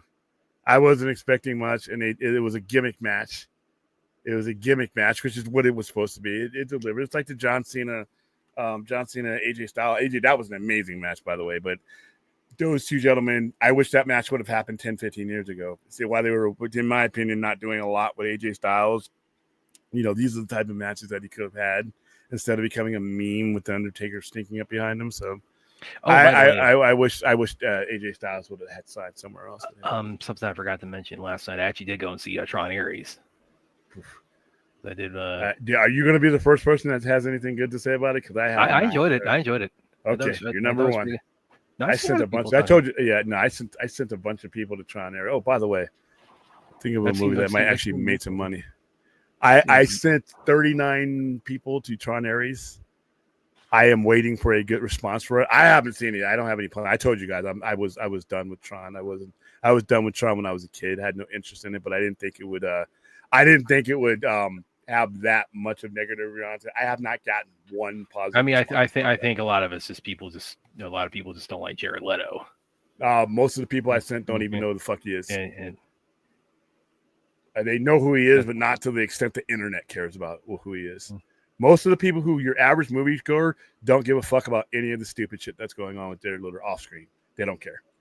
So, and none of the people that I sent cared about any of that. They just said it was a bad movie. That's what they were. That was their words. Not mine. I sponsored the movie. I supported the movie. I gave away posts. I gave away seats, poster shirts for the movie. And I know when I hit people, hey, how's the movie? I have not gotten one person back that says it was any good. That's really there's been a couple of movies this year that I've gotten almost like really overwhelmingly bad vibes from, but I usually have one or two people out of 20 or 30 that said, yeah, I haven't had one say it. I haven't seen the movie, so I can't defend it or jump on it either. Yeah, I've had mutuals say they liked it, and it's like, yeah, I haven't. I enjoyed it. Yeah, I enjoyed it a lot. A lot of it. I'm like a Tron stan or like a Leto stan, but yeah. I did enjoy it. Yeah, you were the first person that I've heard something good about it for. I don't even know if Junkie saw it. And, yeah, I did look up. If he saw it, I didn't see his review, and I usually see his review. But hey, speaking of a movie that might actually make some money, this episode is brought to you by Blumhouse Pictures and Universal Pictures Black Phone 2, only in theaters on October 17th. Congratulations to everybody that came by this weekend and got your shirts and got your passes to the advanced screening that will be taking place at AMC Town Square this Tuesday, October 14th. Have fun, everybody. And I hope you guys enjoy this movie a little bit more than you enjoyed John. I would only need one of you to give a positive review. I did like the last one. Oh, Black Phone? Yeah. Yeah, I saw it. It was all right. I thought it was clever, but it wasn't something that I left the theater. I didn't think we were getting a sequel of it, but I'm like, okay, cool. It did well. It did good. And it's a Blumhouse movie, so it costs like $4. So yeah, congratulations for my winners. You guys. I mean, the big one for me, I'm waiting on theatrically right now. Of course, is Predator: Badlands. That's like 3 weeks away now. What else is left? That's the only one left, right? Oh, Well, I mean, it depends on. Frankenstein and The Bride. Yeah. Well, like if that comes, I mean, hopefully that I've got to look up real quick on Fandango because that's going to come to any theaters close to me. It does. Mayberry. And, coming to Mayberry, Georgia. Hazard County. It's coming to Hazard County, Georgia. We know it lives near Hazard County. How Hazard County actually is. They filmed that show in California, which is hilarious. But I do want to see Frankenstein because it's a Del Toro movie. It's okay. I'm not seeing it listed in any of the only Del Toro movie that I just don't watch again. And have no use for it. Don't say either Blade 2 or Pacific Rim. Well, Blade 2, I've already told you. Blade 2, I thought was trash. Sorry, that shows you one of the greatest directors of all time. You can have a bad day at the office and several bad days off. And that wasn't one of them. Yeah, that was one of them. And I don't like Pacific Rim. It's just not for me. I don't hate Pacific Rim. It's just like I didn't get anything out of it. but I Well, love maybe, his work. maybe it Yeah. is going to come. Okay, yeah, because they're you look at the Uh companies oh, here. Mayberry, here we come.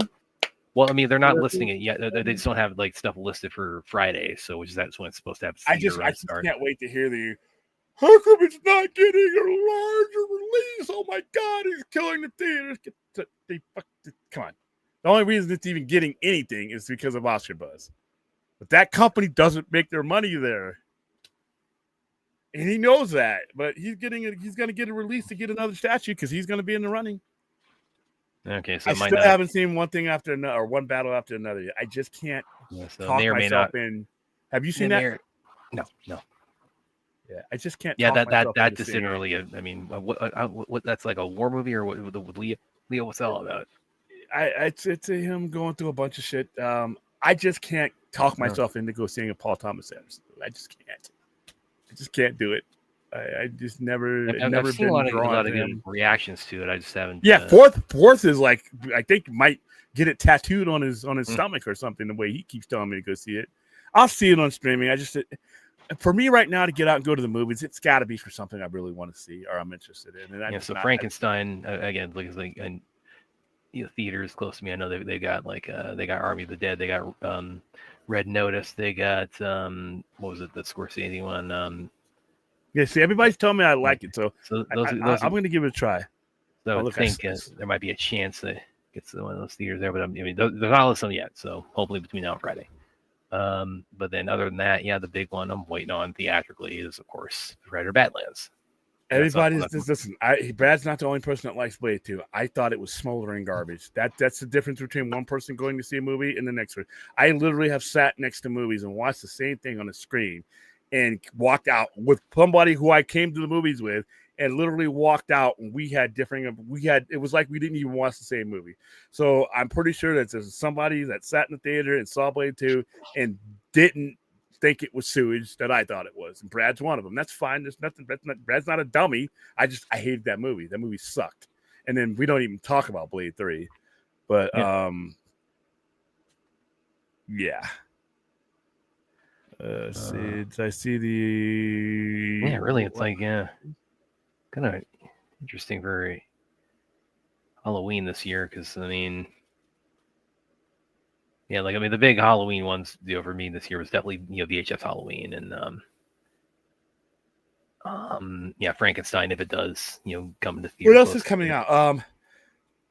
Anthony, while he's looking up what's coming out, I don't see them targeting Kopitar, Crosby, or Malkin because they're old. Kopi is about to retire, and there's no way that the Kings would trade Andrei Kopitar in a retirement year. There's no way. Every King fan would come after him. So no, I don't. And Crosby is a Penguin for life. Malkin's a Penguin for life. Malkin's a Stanley Cup MVP, as Conn Smythe Award MVP. We're talking hockey. Sorry for the rest of you guys, but you asked me a hockey question, and hockey is my passion. Fourth, the Fourth has a better opinion of Blade 2 than I did. I interviewed one of the assistant fight choreographers on it, John Salviti, about 10 years ago. Actually, he's a real pleasure to talk to. He's in the first fight scene when Blades take when he gets the guy that he lets go and he gets him later on in London at the end of the movie. He goes, "Oh, you didn't think I forgot about you, did you?" It's like it was that guy that he has at the beginning, and he lets him go, and he fights a bunch of other vampires. And John, he's the vampire. He's the last one the Blade takes out, and he sticks him in the wall, and he kind of he disintegrates. That's John Salviti. Look that up, guys. I was nowhere near the Battle of Fallujah. Those guys. I know some guys. I know some Marines that we've talked about what they did in Fallujah, but I wasn't that guy. I wasn't that kind of soldier. I'm the boring guy. I'm the guy that has no war stories. That's me, and I'm okay with that. I did what the Army asked for me to do when I was over there. But I wasn't. I was like when we were watching Warfare. I wasn't those guys. I was not those guys. I would have shit in my pants. I don't know what the fuck I would have. The military always tells you that even though you don't think you can overcome a situation, when it starts happening, your training will kick in. And even though you're scared shitless, you will do what you're training because it's instinct. I hope I hope if I were ever in any of these situations that my instincts would kick in, I might just run. I don't know where the shooting's coming from. I'm gonna go where it's not. Five Nights at Freddy. That's another one we're promoting. Yeah, yes, the next big one. I mean, barring after La Fontaine, barring a theater near me having Frankenstein. The next big one for me is definitely Predator Badlands. The Running Man, definitely gonna give that a look. That is intriguing to me, but not because of the Running Man thing. That's just I like Glenn Powell. I'm starting to like him more and more. Unless he's doing rom-coms, that whole Sydney Sweeney shit, I will never see that movie. Mm-hmm. But as far as I need to see Tom Cruise. I know you're watching this show right now, dude. I know you're ageless and shit, but I need a Top Gun 3, man. I need Glenn Powell in it. I need Glenn Powell. It'll happen. I mean, the last one was the biggest hit of Tom Cruise's career. Like literally, I mean, that's not literally his highest grossing movie is Top Gun Maverick. And there's still story to tell. I need Maverick. I need Admiral Pete Mitchell having to deal with all these chaotic kids under him. Admiral, who is like he won't retire. It's like he has become a senator. He won't retire. He's like, and you have to take a promotion. You don't take a promotion, and like you won't die. he's like, citation. Last man to record 3 kills in one battle. You can't get promoted. Despite your best, you won't retire, and despite your best efforts, you won't die. You should be at least a 2-star admiral right now, or a senator. But here you are, a captain. And I remember a lot of people were talking about, well, why is that? Because he kept himself in that position. Yeah. But he could get promoted. I would like to see him in the same spot that Sundown or Warlock was.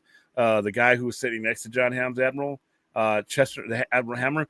I would like to see him take on that role, take over the Top Gun school. And they're going to throw him in the jet. Of course they are, even though fucking admirals don't fly like that. But it's Hollywood. I don't mind. I need a Top Gun 3. That I love Top Gun 2, and I love Glenn Powell. I love that when I'm watching the movie, and I had already known what was going to happen in the movie because somebody had leaked the fucking scene. When he's in there with Goose's kid, and they're the MiG. By the way, that F-14 taking out that other MiG, that's bullshit. But hey, it's Hollywood. And they're about to die. He's like, "Sorry, Goose," and then the missile comes from the MiG just as Hangman gets them both, and he's like, and the way they filmed it was Hollywood. With it was his F-18 Hornet flying through.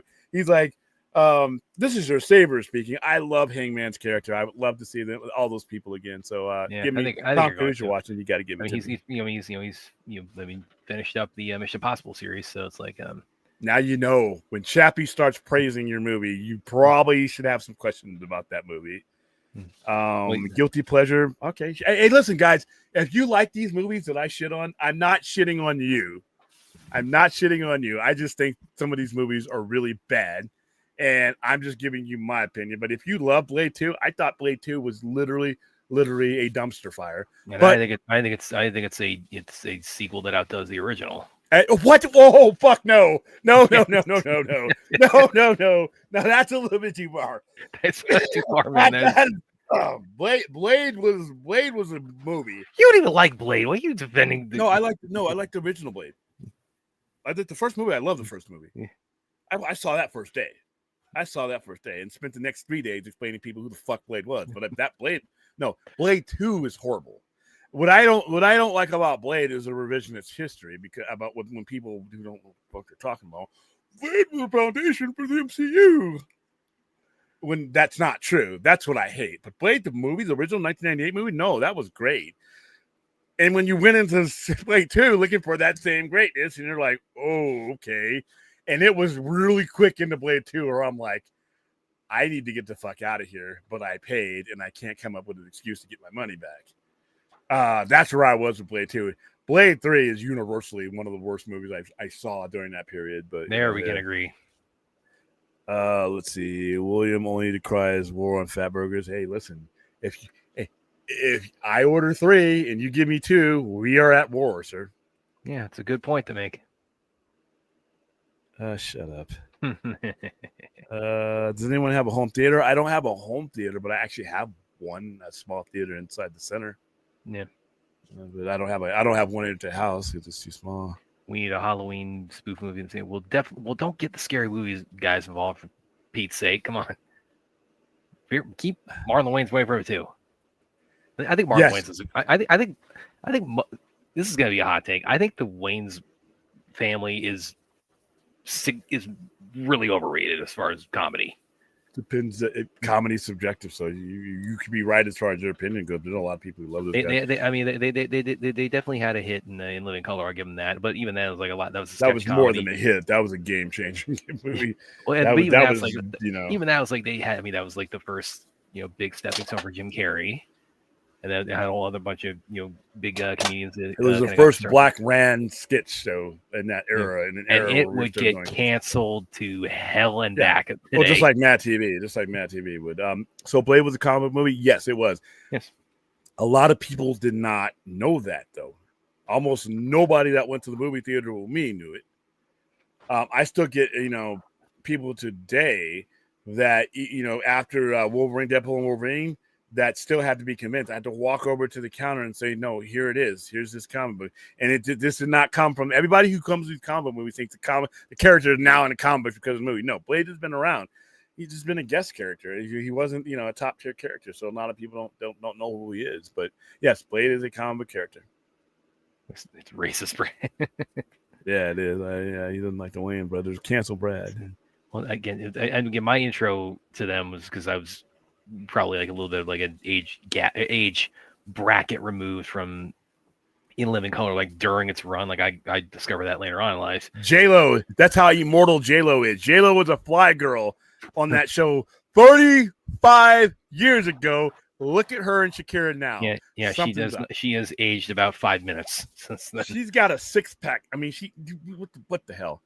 William, how come? Go ahead. You were finishing your. Well, and then my based on my intro to the Wayne's family was the series I hold in high regard that you guys never fail to remind me of a scary movie. So first impressions matter, everybody, and that was my first impression for them. William, how come Blade didn't have the cultural impact that Black Panther did back in the day, since it was a first Black? Because Blade wasn't that character. It wasn't. He was a guest character that was in several canceled books because nobody out. Once you started doing solo Blade stories, this didn't have the. It wasn't Black Panther. Black Panther is one of the first handful of characters that Jack Kirby and Stan Lee created together. The gods of Marvel comic. Literally, if there is a pantheon of deities when it comes to Marvel comics, you're talking the first two are those two. So Black Panther was a much more prominent character than Blade was. People knew him. I'm gonna give you an idea of how prominent Black Panther has been throughout the entirety of his existence. It precedes the group Black Panther. Yep. It precedes the group Black Panther. To the point where a lot of people think that he was named after the Black Panther Party. Yeah, he came first. Black Panther Party came after 1966. That's when Black Panther came along. Black Panther was a special character because it was one of those top tier characters. And also another reason is you didn't have the MCU. When you had Black actors doing these type of movies in the 90s, it was because of the actor. Blade doesn't get made without Wesley Snipes being in it. If it's just some guy, some mid-level actor, Black actor from 1997, 1998, Blade doesn't get made. It doesn't even get greenlit. It doesn't get funded. It doesn't get any of that stuff. But it was because Wesley Snipes was at the height of his powers then. That's why that movie got made. So, when you had the MCU, once the MCU brought these characters about and they let you know what was top tier. So when you saw Iron Man, you knew that was top tier for what they were presenting to you at that time. Captain America, Iron Man, those are the ones that established what was top tier. Then you bring in Black Panther and they treat him exactly like they've just treated these other ones. So now you're bringing him in as an equal. And when you bring a character of color like that on equal footing as these these ones that you built billions of dollars on, that's a cultural impact because you're saying something to us at that point. So the MCU and where it was at by the time Black Panther got released was a big part of the cultural impact. You weren't just bringing in a black character because Sam Wilson is a black character, Nick Fury is a black character. You're bringing a black character and putting him on the level as all of your other characters, and by them doing that, the response was appropriate, and it made another billion for him. Even though I didn't like the longest balance. Yeah, I agree with it. It's a weird argument, but it's a lot of it is by people who are looking backwards and probably weren't even either alive then, or very young then, or just listening to some bullshit on the internet. You know, that's what that. Let's see. Yeah, IMAX theater in their house. That would be cool. You can't really do a sequel to those movies. Well, Color of Money too. I mean, Paul Newman won an Academy Award for that, which I still can't believe it. That was not an Academy Award. I thought Tom Cruise probably should have won for.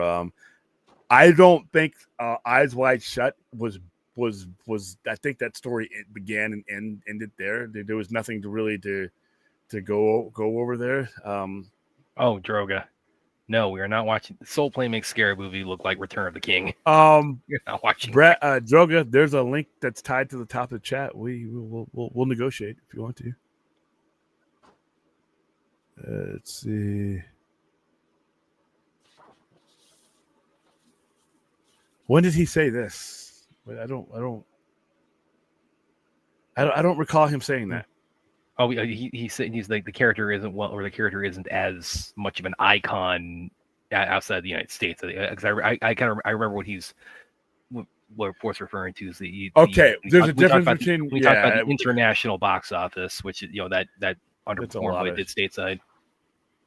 There's a difference between not being an icon and not being known, though, because right now we are in a political climate where anything that is considered American, there's some places right now that we're not top dog right now. Well, yeah, but we haven't been top dog. I mean, I could say that back when during the Bush years.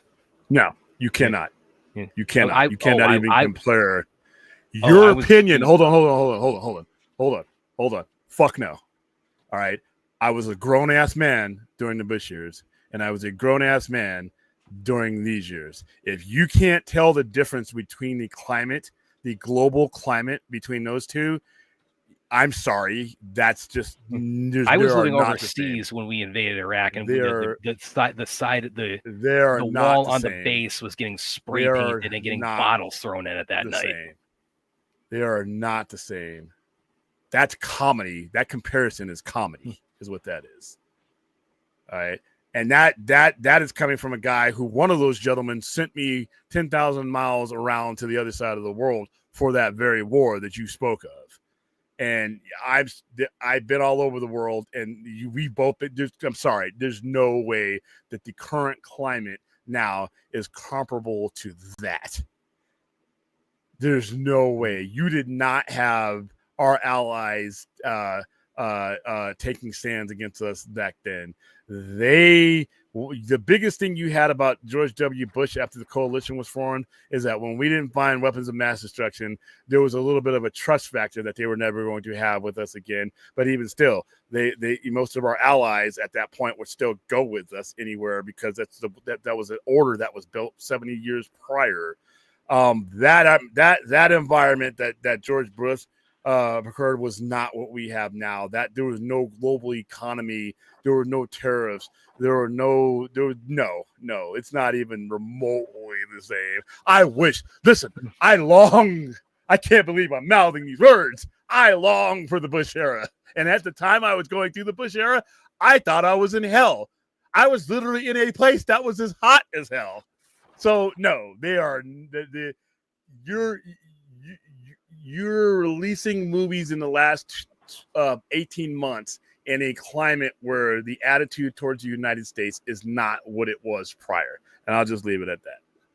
But yeah, the Bush years, we were still, America was still was still Still hated. not like that. Like I said, there's no way you can't have been paying attention to I was paying attention make that when we have conversation. the There's no thousands way. of protesters we had outside the base. Thousands of protesters outside of the base, and the whole countries that are like, "Fuck this." Nope, that's the difference. All right, League of Extraordinary Gentlemen. I'll skip that. Soul Plane. We'll skip that until you guys click on the link.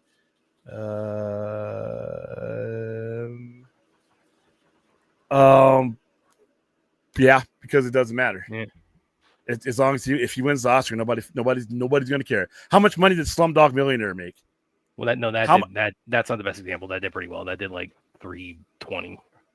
But at the end of its final run, the day it got nominated, nobody knew what the fuck that movie was. That movie made most of its money after it got nominated. Nobody knew what that movie. There are people who didn't know what that movie was till the night of Oscars. So whatever Slumdog Millionaire made, rolling up into in totality versus what it made before anybody knew what it was, that's going to be significantly different. Because I remember there was a conversation coming on one of these talk shows about how come it's always movies. Because at the time, Slumdog Millionaire hadn't made that kind of money. Same thing with Spotlight. You know, a lot of these movies don't make money. The Last Emperor, I didn't even know that was released in America. So just because a movie bombs, that's not what the Academy, when they're paying attention to seeing the movies, that's not what they focus on. And if the movie makes Academy, if he wins an Oscar, just like Slumdog Millionaire, then you're going to see them, because Slumdog Millionaire got re-released because it was already out of theaters by the time the Oscar time came around. It was out of theaters. So yeah, it doesn't matter. It doesn't matter. And what else? There's a bunch of, look at the list of best movies. Just look at the list of best movies that have won. I would say maybe 30% of them have been movies that nobody knew what the hell they were, or when they were, or what they were, right? And yet, so if he gets nominated for this, and he wins for this, then they'll be all right. They'll be all right. They'll happily shop that movie around, saying, for your consideration. They'll be like, just like Blade Runner. Blade Runner lost in 25 million, and actually more than that. In its traditional run, they had no problem sending out those for your consideration emails to people, because once Blade Runner got nominated, then now here we are with Blade Runner 2099, Blade Runner Black Lotus, Blade Runner comic books. So I think people are making a big deal out of The Rock. Plus, he wasn't recognizable as The Rock, and this wasn't a classic Rock role that you would really people who go see Rock movies would be like, you look at the character he's playing, he's not recognizable as The Rock. And I think that's the whole point of it. So no, I think he'll be fine.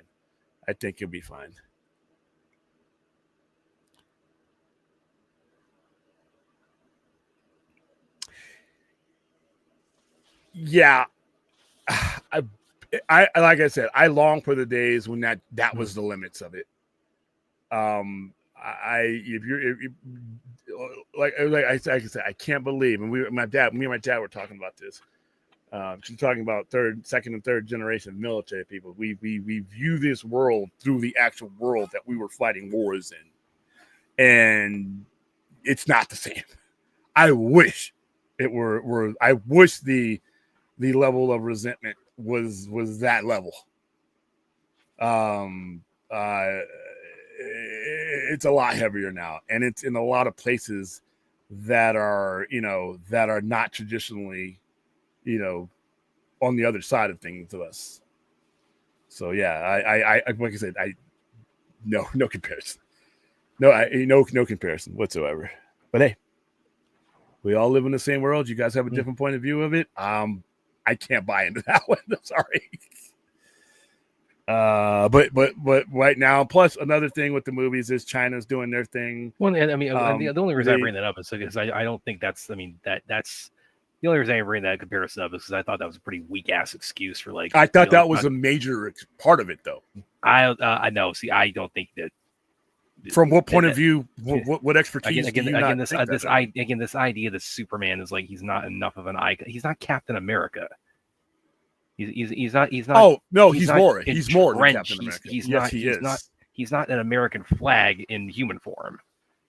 I mean, the whole idea is that. In your opinion, Maybe not. In reality, fuck yes, he is. It's been that way for 50, 60 years.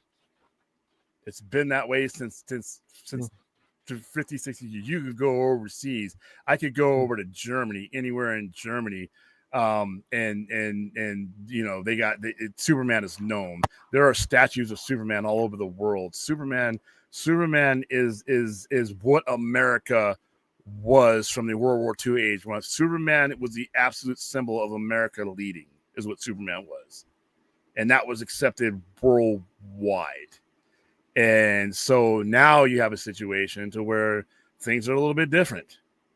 He's still a symbol of the country, whether people want to, you know, he's still globally known. He's still globally recognized as America's best foot forward. It's been that way longer than my dad's been alive. So that's not changing with a James Gunn movie. So Superman is going to, for a lot of people around the world, is going to be synonymous with America. Now, y'all don't have to agree with that, but listen, I don't agree with the price of oil. That doesn't change it. But Superman is a globally recognized icon in that respect. Captain America is literally the flag, but Captain America will never be to the level of what Superman is in regards to American representation. It just won't happen. Even with the name literally Captain America, it's just not the same. All right, so I mean, so is that why Last Captain America underperformed? No, the Last Captain America underperformed because that wasn't. I hate to say this as a black man. It wasn't very good. That's part of it. It wasn't very good. It wasn't very good. That's a big part of it, and word of mouth. That's the main part of it, I would say. I would say not even that, because Marvel's put out shitty movies that made money. Captain America's Chris Evans. Captain America is Chris Evans at this point. That audience that you want to cultivate and share and bring over from that Captain America audience, Captain America is Chris Evans. And it's going to be a while before anybody else is going to be Captain America in that respect. Captain America is Chris Evans. And when you're talking about Falcon being, Sam Wilson being Captain America in the comics, that's not the same thing as making a multi-million-dollar movie about him. Him taking Captain America's place in the comics for a couple of issues or things, you always knew that what the context of that story was. But when you put him front and center under the headline name, and it's not Steve Rogers, it's not Chris Evans, more so Steve Rogers, Chris Evans, that movie was dead on arrival. And then it wasn't even good. And like I said, but yeah, that movie, the biggest part of that movie is the fact that it wasn't Steve Rogers, it wasn't Chris Evans, it wasn't with the foundation, the character and actor that comes with that character. And even if it had been a good movie, and it wasn't, I think the biggest problem, uphill battle it would have had was the fact that it's not him. That's the problem with that. That movie just wasn't good. But even then, now you say Captain America and you release that in the world climate. Captain America could have been good. I think Captain America would have started. It ended up struggling for other reasons. But if it had been good, had it had Chris Evans in it, I think Sting would have done well here in America. But China would have been like, we're just not even going to carry it right now. And certain places in Canada. I mean, there are certain places that would just like, not right now. We'll watch it somewhere else. But yeah, Captain America was a different. I don't know, man. And I mean, I think the world of Will Smith. I mean, aside from the whole slap and anything else, well, he's past that definitely after the Bad Boys. He's Bad done Boys but 4. I think the biggest issue when it comes to these type of characters is that fans get attached to certain people for a while, especially if they're still young enough to be playing the characters. Everybody, well, where is he? It's not like we're talking about a 90-year-old Chris Evans. We're talking about Chris Evans that could easily been in, but that's just not where the story took them. But that's not what that's just the recognition. So I still think when it comes to some of these characters, it's not the character that's the main character. It's not Steve Rogers, and B, they got a connection with Chris Evans. It's going to be, like I said, people don't want to admit it about Batman and Batman Beyond. They want to, they want to come up with a bunch of excuses of, this conspiracy against Batman Beyond. It's not a conspiracy. Batman is not Bruce Wayne in a live action. without the work being put into it, dead on arrival. And I'm not just saying dead on arrival. Okay, if I'm wrong, where the fuck is Batman Beyond? How long have we had since that show began and ended? 2001, 2002 was its last season, I think. We're in 2025. And we have greedy CEOs all over the place that will exploit things that they think they can make money off of. They know they can't make money off of that. So, like I said, I think part of these things is the fact that if it's an iconic person playing the role, and if it's an iconic character playing that role, I think you're going to struggle when you put something else in there and call it that. It's just, now, is that right? Do I agree with that? No. If Captain America would have been a good movie, then I think everybody should have gone and seen it. But that's just not the reality of it,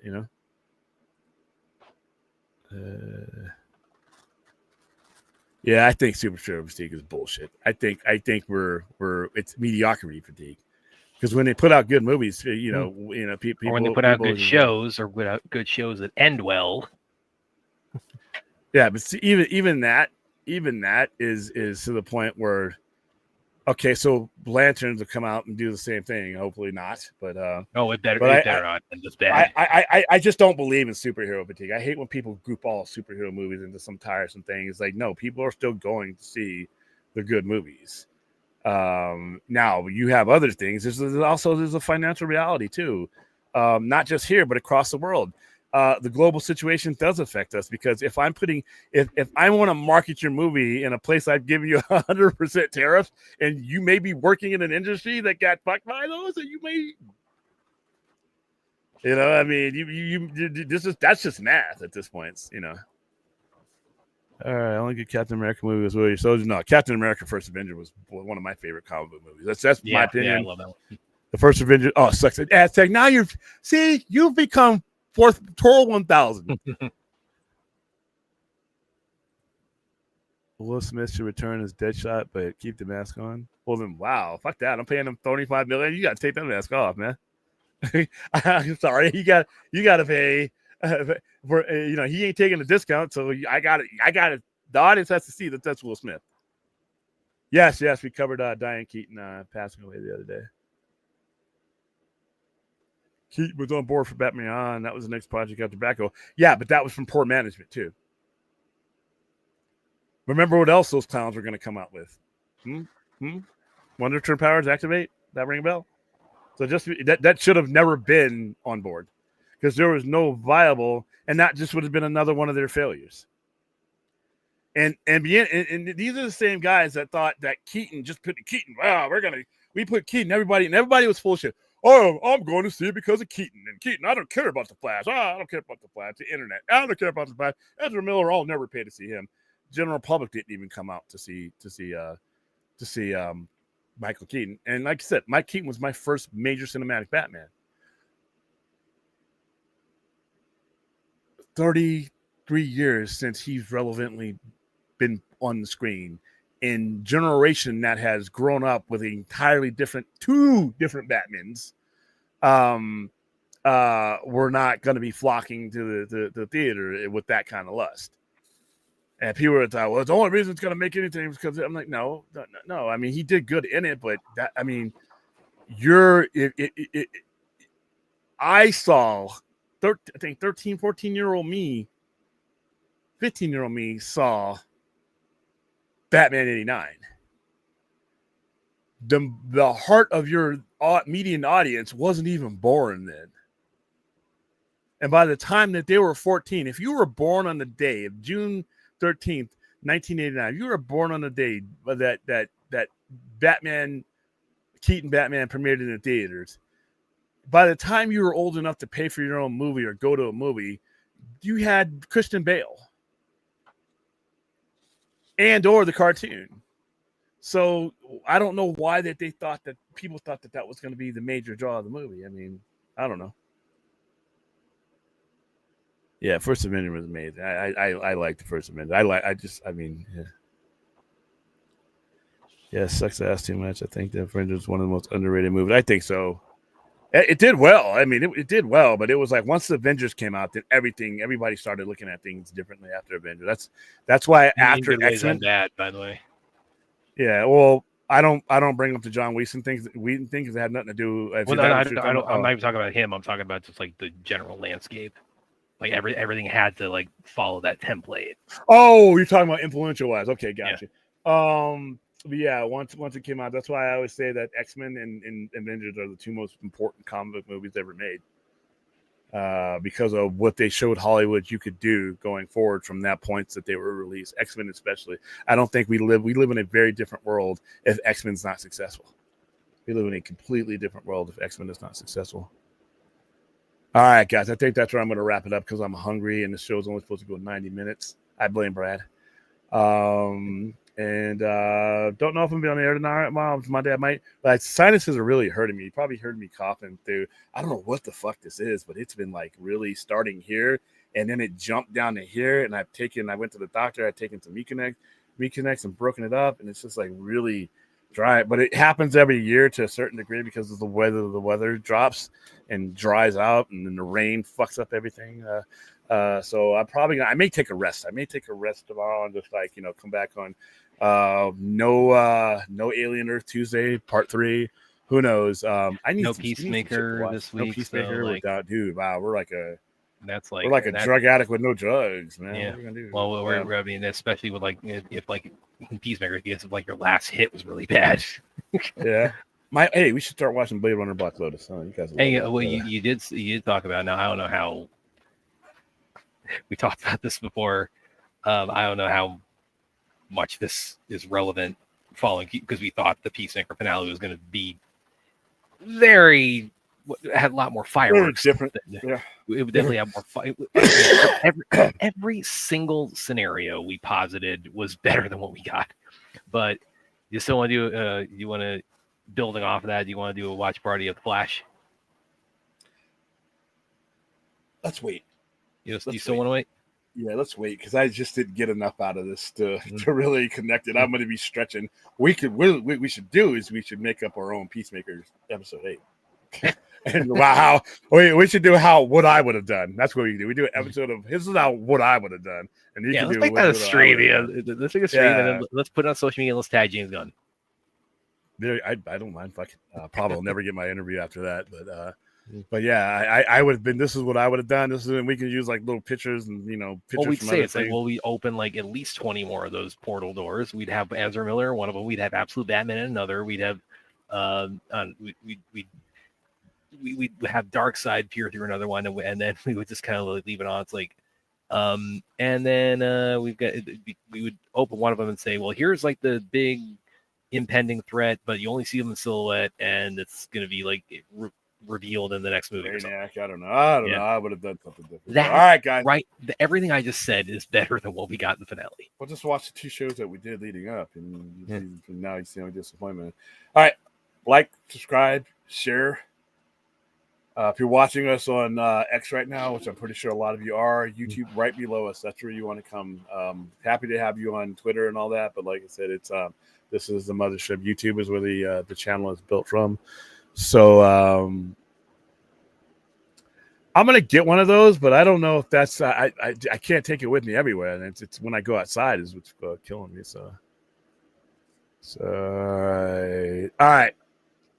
I will see you guys no later than Tuesday night with something, unless something like happens and I got to cover it. But I'm not going to cover it just because somebody brings it up, though. Bring it up on the internet. That's not necessarily. Yeah, we're not going to do an entire show just on whenever the next bid Paramount makes. Yeah. Is, even though there's definitely going to be one.